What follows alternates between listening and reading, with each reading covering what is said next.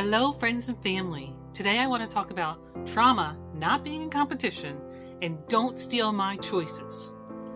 Hi, I'm Jen. Today and every day I talk about my quest to crush aggressive diffuse large B-cell lymphoma, DLBCL, stage 4. We're using the R-EPOCH immunotherapy, chemotherapy to crush non-Hodgkin's lymphoma.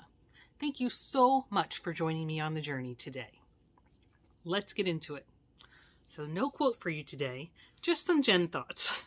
It's not going to be too long today. Still not feeling great, but much better than yesterday. Thanks for all your love and support and your kind words and your uplifting, all of it. Thank you. All right, so when I say trauma is not a competition, I guess I've always been brought up to believe, and I try to bring up my children to believe, that it's not a comparison. It's not a competition. I do the best that I can do, the very best. I don't compare myself to somebody else. I do my very, very, very best. I expect to beat my best all the time, but I don't expect to beat your best, right? Because you're a different person. And I think that also belongs with trauma. So I think we tend as a society to make ourselves feel better by saying things like, well, someone else has got it worse, right? So, I stubbed my toe today. It really hurts, but Jen's got it worse. She lost her hair and she's going through chemo or whatever the thing is, right? So my comment here is trauma is not a competition. If you, lose a pet that is very, that's a very emotional experience, right? Your pet loss can't really be compared to my fight against cancer. They're two different traumas, right? In my opinion. And if anybody says, oh, you shouldn't be upset because look at what Jen's going through, that's ridiculous, right? You have your trauma and I have my trauma, and my trauma is only compared against my trauma. Now, I could say, as a woman at my age, I've lived through quite a bit of trauma myself and my immediate family. I'm not looking for more trauma for sure, and I'm certainly not looking to compete to say, oh, I had it worse. Wait till you hear my story. My story is way worse. No, it's not about that, right? We need to be compassionate individuals, right? We should take our trauma and use it to show compassion to others that are in trauma, right? It's not about saying, oh, just suck it up, buttercup. I've had it worse. You can get through this. Don't worry about it. Yeah, it's not that. So these are my thoughts. This is what I'm saying when I say trauma is not a competition. I don't know if that makes sense. If you agree or disagree, feel free to comment down below. It's a conversation. I'm certainly not always right. So this kind of correlates somewhat closely, but not exactly, to my second point, which is don't steal my choice. So I think I've already said, and you guys probably know, I've had a fair bit of trauma in my adult life for various reasons. And I'm not sure why. I noticed it actually with my girlfriends once, at least once. I think when Bill was in the hospital, at least once or twice, we made a date and we all went out for drinks just to at least one time it was because Jen needed to unwind, but other times other people, right? And I'm like, sure. I was in the hospital for 15 hours. I think I could take 2 hours and have a little Jen time, and I did. But occasionally somebody at the table would say something like, oh, yeah, I didn't tell you that. You were so busy with Bill. I didn't want to bother you. This is so small compared to what you guys are going through. Like those kinds of comments, which I know they mean totally in the right heart. Like they're not trying to be malicious. But in my mind and my perception, you're stealing my choice. You're taking the choice for me to be a good friend away from me by not including me in what's going on. Now, part of that's on me, right? Because I'm so absorbed in the hospital, I didn't call you to say, hey, how you doing? But on the flip side, if we're friends, call me. And I guess that kind of continues on, right, to spouses. I don't have that experience with my spouse, but I'm just putting it out there. Spouses, parents, children, right? When your parent says, oh, I didn't want to worry you. I didn't tell you that such and such was happening. I'm like, they're stealing your choice to be a caring child, to provide feedback, to, help in some way. Now, you know, and as an adult, I believe I should have that choice. And certainly as a member of that relationship, whatever the relationship is, that's part of being in a relationship, that it's a give and take. Now, that's not to say in a parent-child relationship, particularly when the child is much younger, you know, not an adult, that we might shelter them or protect them from some things, and therefore they can't make that choice, right? We are regularly making choices for them. But an adult child, I'm not really buying it.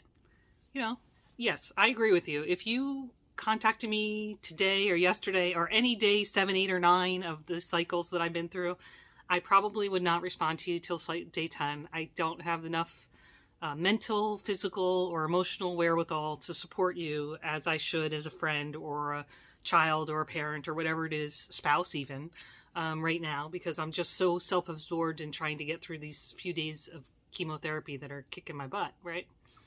But that's a choice I have to make, right? And further, I could be on day 8 or 9 and say, look, I only have, 5 minutes of energy, but I want to spend those 5 minutes on you because I believe that, you're important to me and you need that time. And I'll just get back in bed when I'm done with my 5 minutes, right? So I made the choice of where I wanted to spend my time. You didn't make the choice. I don't know if any of that makes sense. And thanks for listening today. That was a lot of woo. So to summarize, trauma is not a competition, right? My trauma is not better or worse than your trauma. More important or less important or somehow worth it or worse or better. No. And second, please consider, particularly when you're working with other folks. Now, that's not to say, I guess I don't know how to articulate this nicely, and maybe other people won't have the same opinion that I have. So I guess take that with a grain of salt. But if someone's going through a heavy trauma, for example, a death in the family or a serious illness, those kinds of things, and you have what's more perfunctory, a more perfunctory trauma, you certainly can reach out to that person, but I think that your expectation shouldn't be that they immediately respond with the support that you're looking for. They may have to say, I'm really sorry about blah, blah, blah, but I'm going to have to get back to you, right? It may not be a give and take. And it's unfortunate, but that's the nature of any relationship, that there's some movement, right? One person or other is more or less needy at a time, and that's the way it goes. So these are my thoughts for today. So let's keep going. Thanks for listening. Overall, I think I'm doing okay. Several steps above just survive, so I feel better than yesterday, but not fabulous. Probably sitting here talking to you guys is the longest I've been out of bed today, so still not to me. I could say, as a side note, my hips and other parts of my body hurt from laying around so much. I'm not a layer, as you all know. So, but I'm listening to my body. I'm being very clear. She's very clear. She's like, get your butt back in bed, and I'm listening. So I am doing that. So I'm mostly resting. Yes, today I only got out of bed to eat, drink, or go to the bathroom, and to talk to you guys. You're special. Okay, so angel delivery. I want to do something a little different for angel delivery today. To my knowledge, we didn't get anything, but again, I've been in bed most of the day. But I thought maybe today all of us, could be the angels. For Mrs. D, we need to send her love and prayers, thoughts, good mojo, and all those things. And let me just read you a quick post from her daughter on Facebook. We grew up together. Such a fighter. Stage 4 cancer started in her lungs, is in her brain and her spinal column. 4 rounds of radiation. 2 rounds of chemo coming. I'm sorry, I misread that. 2nd round of chemo coming. I'm paraphrasing, guys. So weak and fatigued, in intense pain, but still fighting. Send love and prayers, please. So I thought maybe today for our angel delivery, we could be the angels and send love and prayers to Mrs. D. Thanks, everyone. Okay, so let's get into my ta-da list. You will not be surprised. Ta-da. I rested and I hydrated. I think I'm almost to 70 today, and I'm working to get over 80. You'll see yesterday I was just about 70, so I want to get to at least 80 today. And again, I've been tolerating pretty well. As a side note, which we'll see later in statistics and symptoms, medication I took at night for nausea, but during the day I've been managing with my eating and sleeping and drinking and all those things. So, and I guess this is kind of a side note out of the ta-da, but I'll mention it to you guys. Why do I not take the medication to prevent me from vomiting? So the answer is, The medication has other digestive implications, if you understand my drift. And I do take it when I need it because it's important to me that I continue to eat and drink. Having done this before, I know that if I let my body get ahead of, if that gets away from me, then I'm in big trouble. So if I find that I can't tolerate drinking, then I'm taking the nausea medication because it's important to me to stay hydrated. And food-wise, a day or two isn't going to hurt. I got a little meat on my bones. Certainly since we started this exercise, I've gained 6 kilos. So I'm not worried about that. But the hydration is very important to me. So if I find I can't drink, then I do take the medication. And I am taking it at night for 2 reasons. I find that my symptoms get worse as the night goes on when I start to feel more and more exhausted. And second is that I need to sleep. And I found that if I don't medicate and I am nauseous, that it will wake me up to tell me, hey, you're nauseous. So I'm not doing that anymore. All right, so let's keep going to my to-do list. Sorry for that digression. Tomorrow's to-do must is rest and hydrate. Surprise! And I would love to do is crochet. So if I can sit up tomorrow, which would be my goal for some period of time, I'd like to do a little bit of crocheting, but otherwise I have nothing on my list. I'm not going to attempt to do anything. That's it. So if you're just here for story time, thank you so much for joining today. Sorry, no makeup. I spent the day in bed. So that's the way it goes. You get the real deal. Thank you for joining.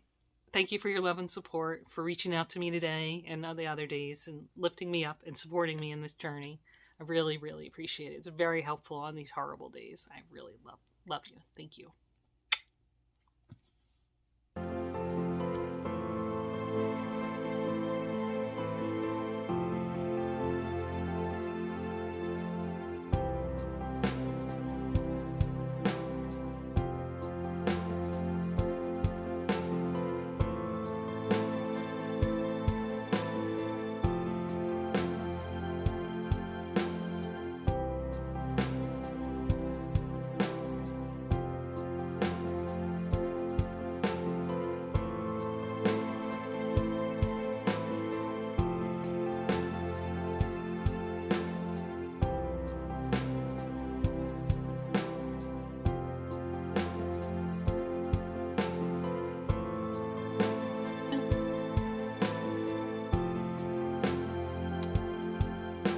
Remember, every day is a gift.